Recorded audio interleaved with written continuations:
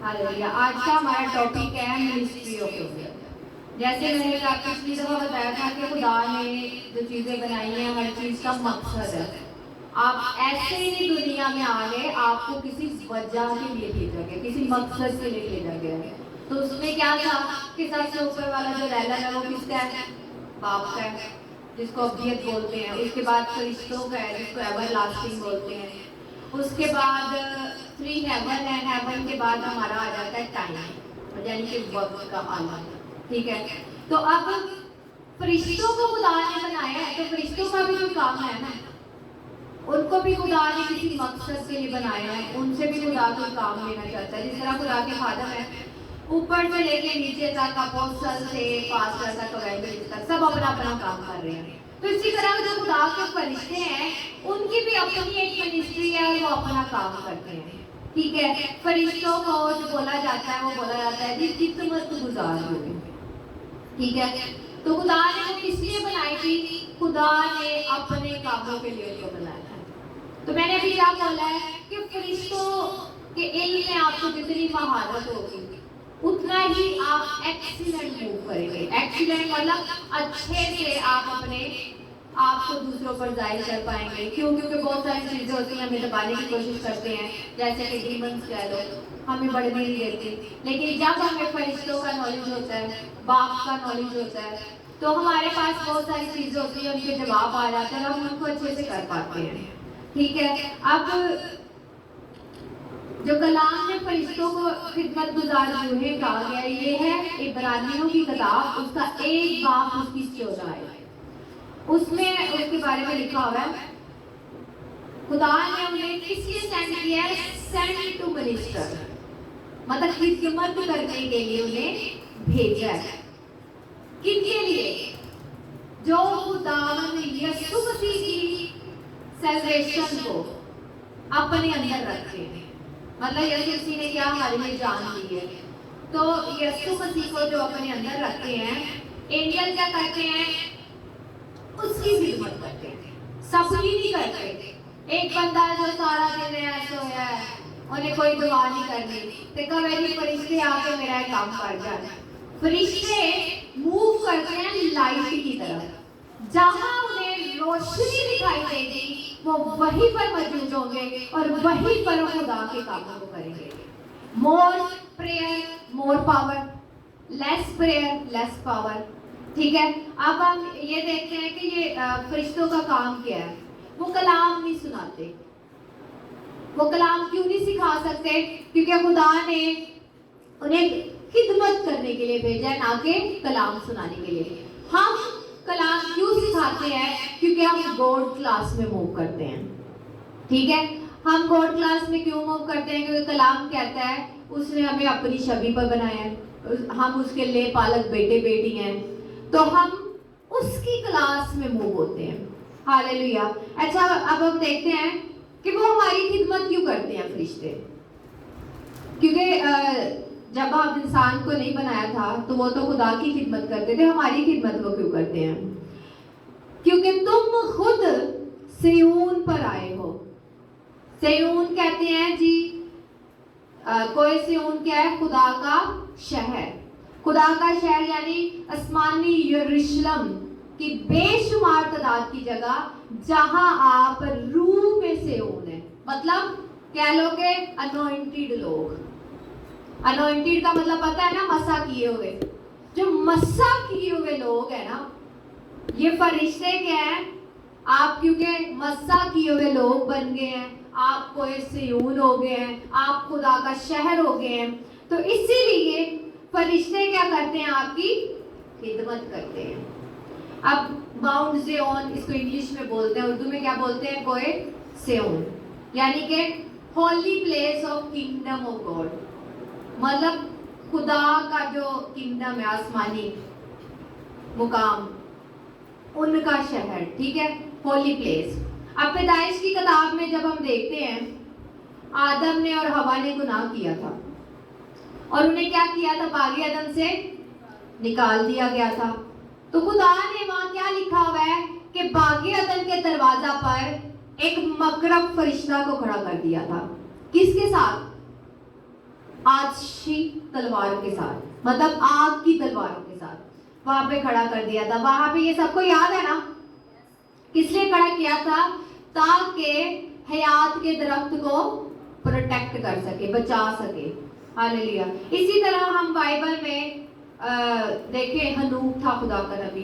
ये पिछले सैटरडे जो रुबीना ने हनूक के बारे में टीचिंग दी है, ठीक है। अब हनूक था, अब वो कहते हैं कि खुदा के साथ चलता रहा और वो आसमान पर जिंदा उठाया गया था। अब वो जिंदा उठाया गया, उसके दौर में कहते हैं कि फरिश्तों ने क्या किया था? गुनाह किया था। वो जो कलाम की वर्स लिखी हुई है ना, और खुदा के बेटों ने आदमी की बेटियों से शादी की। वो किसका वर्जन दिखा रहे हैं? फरिश्तों और इंसानी बेटियों का। और उनके जो बच्चे पैदा हुए थे उनको क्या कहते थे? उस वक्त के जबार थे। जबार मीन जाइंट्स, ये 14-14 फुट के कद। और वो कहते हैं कि इतनी उनकी वो थी, इंसानों को ऐसे हाथों से उठाकर भी खा जाते थे। तो लोगों ने आहो पुकार की कि खुदावंद तो हमारा इंसाफ कर। तो फिर उसके बाद किसका तूफान आया था? नूह वाला तूफान। तो खुदा ने उस नस्ल को तबाह करने के लिए वो नूह का तूफान भेजा था, ठीक है। अब उसमें अगर अब आगे जाएं तो उसके बाद खुदा किसको बुलाता है? इब्राहिम को, नूह के बाद। तो इब्राहिम जो है उसके बारे में हम जो देखते हैं वो क्या देखते हैं कि वो फरिश्तों के साथ मिल रहा है, फरिश्तों के साथ खा रहा है, फरिश्तों के साथ बात कर रहा है। और खुदा ने कुछ भी नया काम करना होता था तो क्या करता था? अपने फरिश्तों के जरिए उस पर पहले एक्सपोज करता था, पहले उसको बता देता था। तो ये है इब्राहिम के बारे में, ठीक है। अब इसके बाद इब्राहिम के बाद कौन था उसका पोता? याकूब।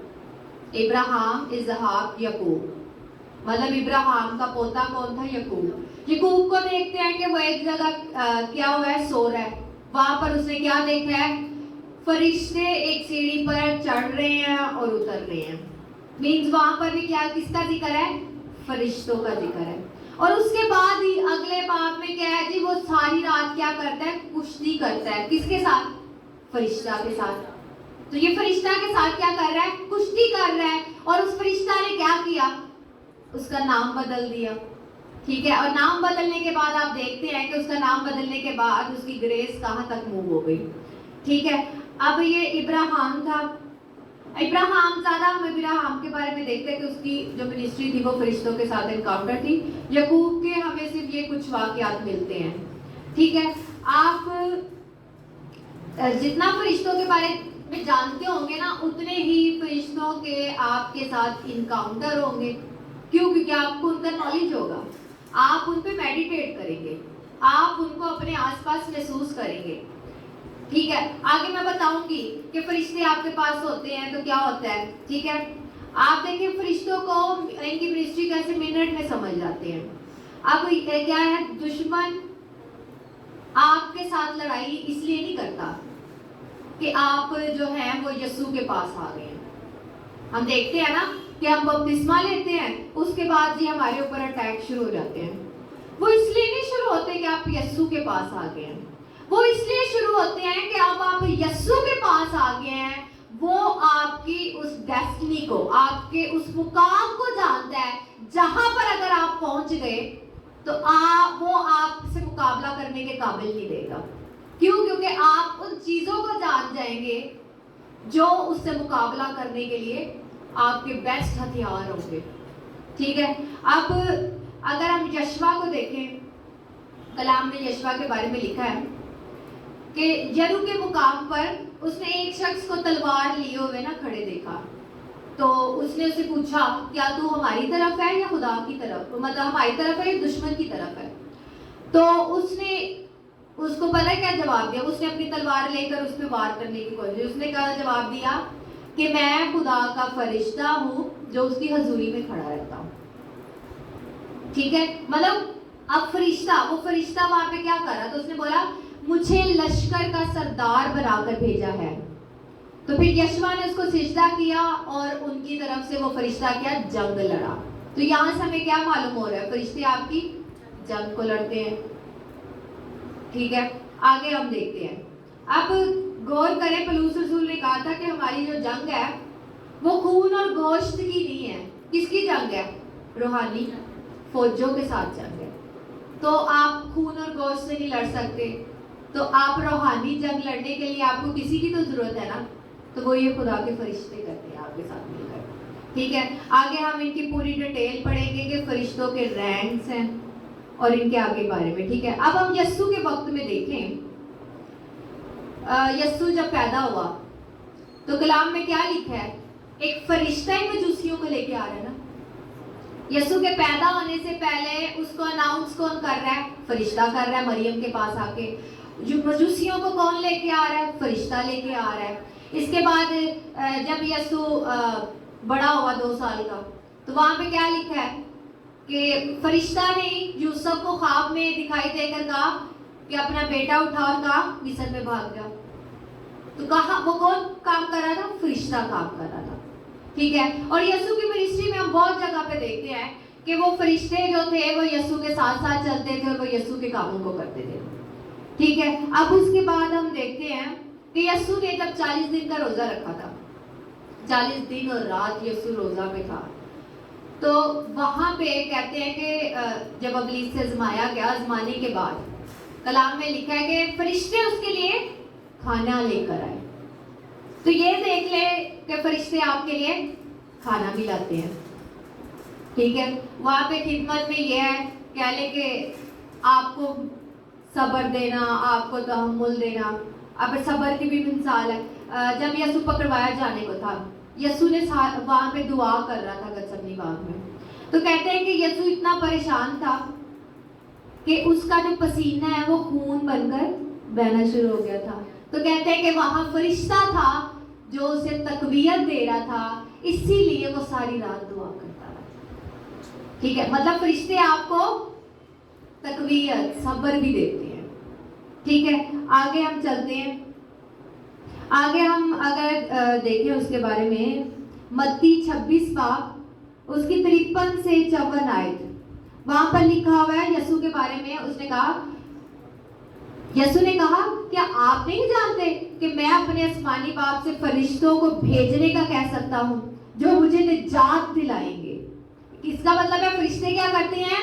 رہائی, آپ کی رہائی کا بھی کام کرتے ہیں. اور فوراً ہی وہ فرشتوں کے 12 تمن بھیج کر مجھے جواب دے گا. وہ آئیں گے اور میری خدمت کریں گے. اب یہاں پہ یسوع کس کے بارے میں کہہ رہا ہے کہ میں باپ سے کہوں گا, وہ اپنے فرشتے بھیج دیں گے اور فرشتے آ کر کیا کریں گے؟ خدا کے کام کو مطلب مجھے ڈیلیور کریں گے, رہائی دیں گے. ٹھیک ہے, اس کے بعد اب یسوع جب مر گیا, قبر میں اتارا گیا, تو کیا کہتے ہیں کہ قبر کا پتھر کس نے ہٹایا تھا؟ فرشتوں نے ہٹایا تھا. ٹھیک ہے, اب جب ایک عورت آئی یسوع کی قبر پر, وہ رونا چلانا شروع ہو گئی, وہ یسوع کی لاش کو ڈھونڈنا شروع ہو گئی. تو وہاں پہ فرشتے نے ظاہر ہو کر کہا نا, کیا ڈھونڈتی ہے؟ تو اس کا مطلب ہے فرشتوں کے کام ہے, ڈیفرنٹ کام ہے. یہ ایک ہی فرشتہ سارے کام نہیں کر رہا, یہ ڈیفرنٹ فرشتوں کے ڈیفرنٹ کام ہے, اور وہ سارے کام جو ہے وہ منسٹری کی شو کرتی ہے کہ اس فرشتے کا یہ کام ہے, اس فرشتے کا یہ کام ہے.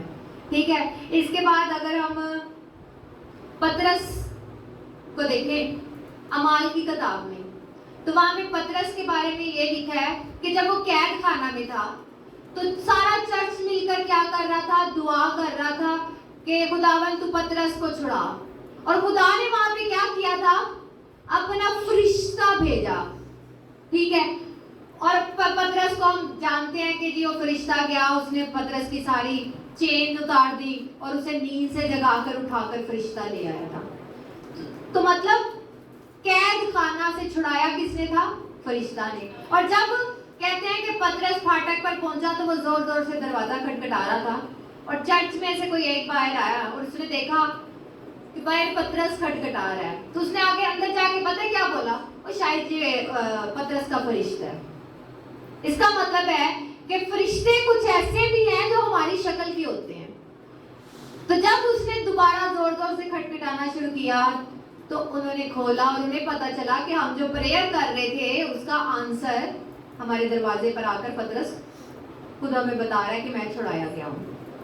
ٹھیک ہے, اب یہ دیکھ لیں کہ جو کام فرشتے نے کرنے ہیں وہ کسی اور چیز نے نہیں کرنے.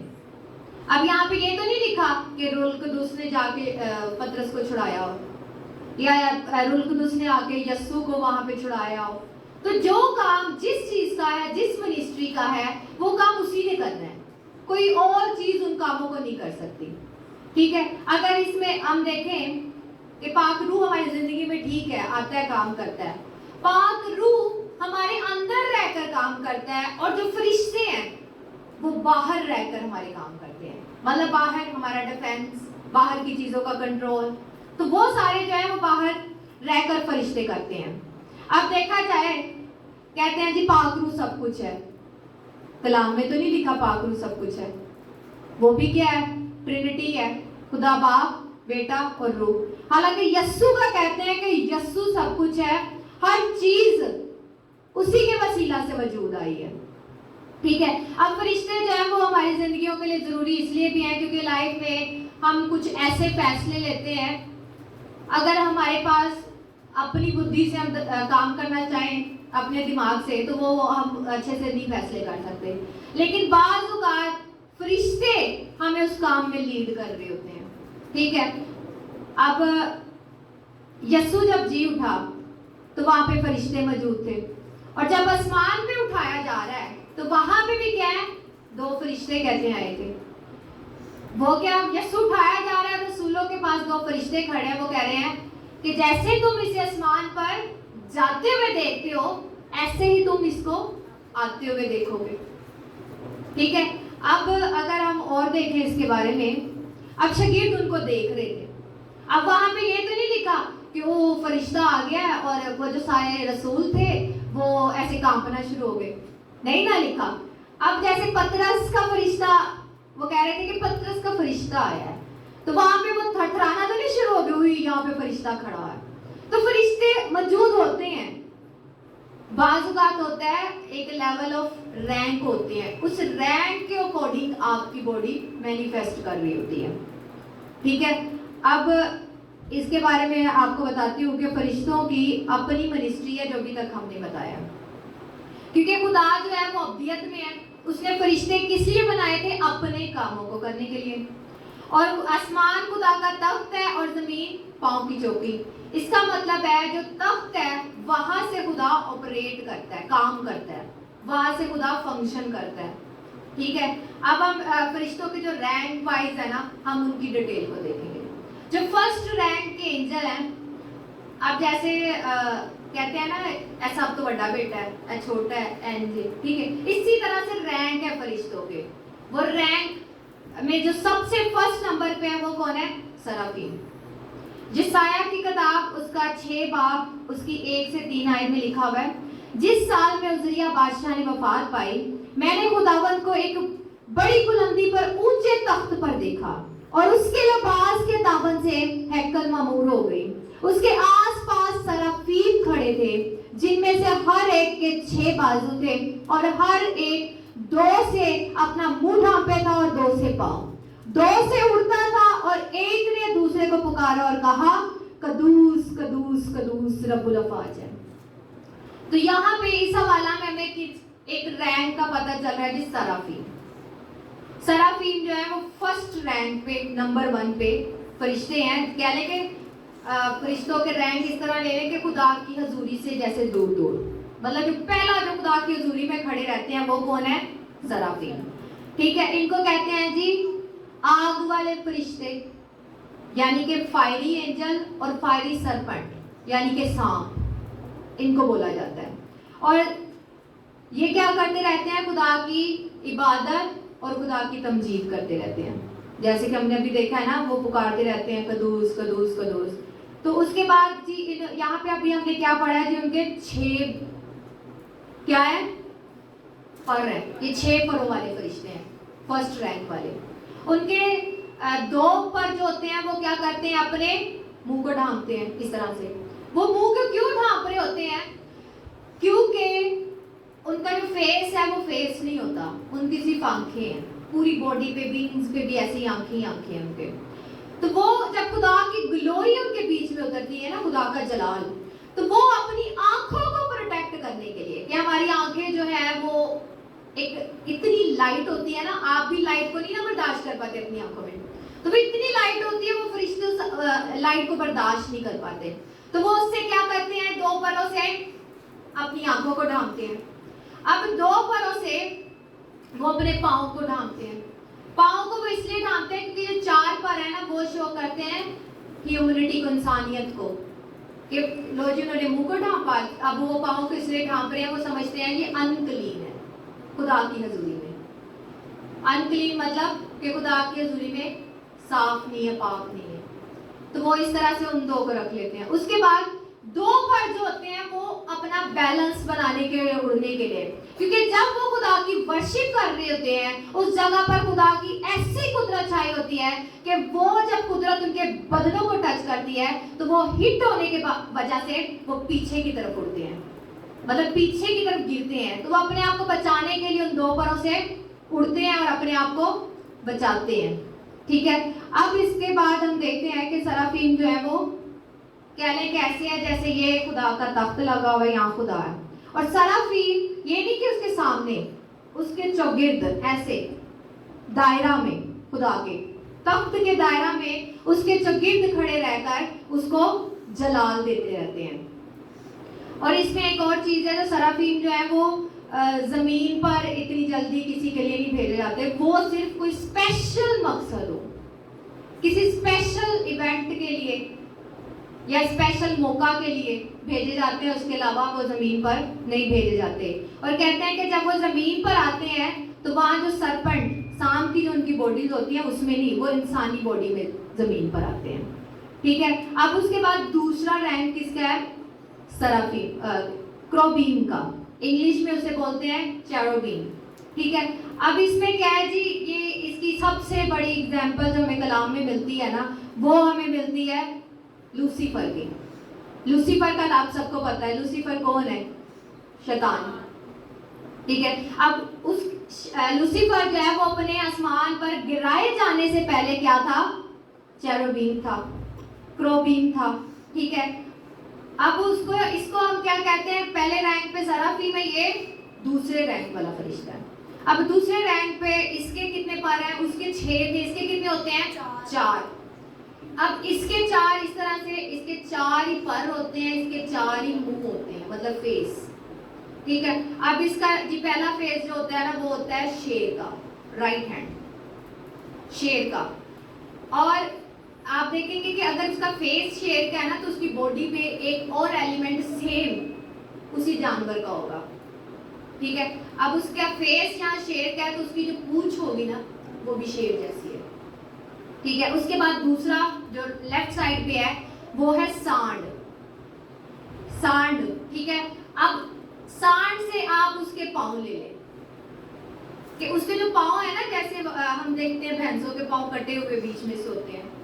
ٹھیک ہے, تو سانڈ, تو اس کے پاؤں جو ہے وہ ویسے کٹے ہوئے اس کی طرح ہوتے ہیں.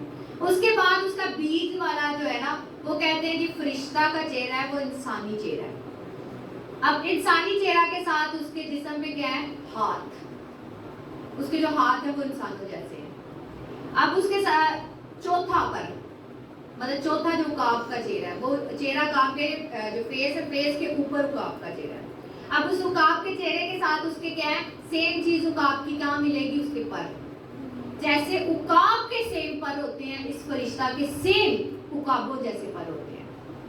ٹھیک ہے, اور کہتے ہیں جی یہ بڑے طاقتور اور شاندار فرشتے ہوتے ہیں. کیوں, کیونکہ انہیں کیا ملا ہوا ہے, خدا کا تخت. وہ خدا کے تخت کو ایک جگہ سے دوسری جگہ لے کے جاتے ہیں, وہ خدا کے تخت کو کیری کرتے ہیں. کیری کرنا مطلب ایک جگہ سے دوسری جگہ لے جانا. اور خدا نے, میں نے جب بتایا کہ آدم اور حوا نے گناہ کیا تھا, تو خدا نے باغ عدن کے دروازہ پر کون سا فرشتہ تعینات کیا تھا, یہ کروبیم. کیوں, کیونکہ خدا نے وہاں پر کس کو پروٹیکٹ کرنا تھا, حیات کے درخت کو. اور حیات کے درخت کو کس سے پروٹیکٹ کرنا تھا, لوسیفر سے. کیوں, کیونکہ لوسیفر ہی وہاں پہ انٹر ہو سکا تھا. اب لوسیفر دوبارہ انٹر نہ ہو تو خدا نے اس کے سیم رینک کا, اس کے مقابلے کا فرشتہ اس جگہ پر کھڑا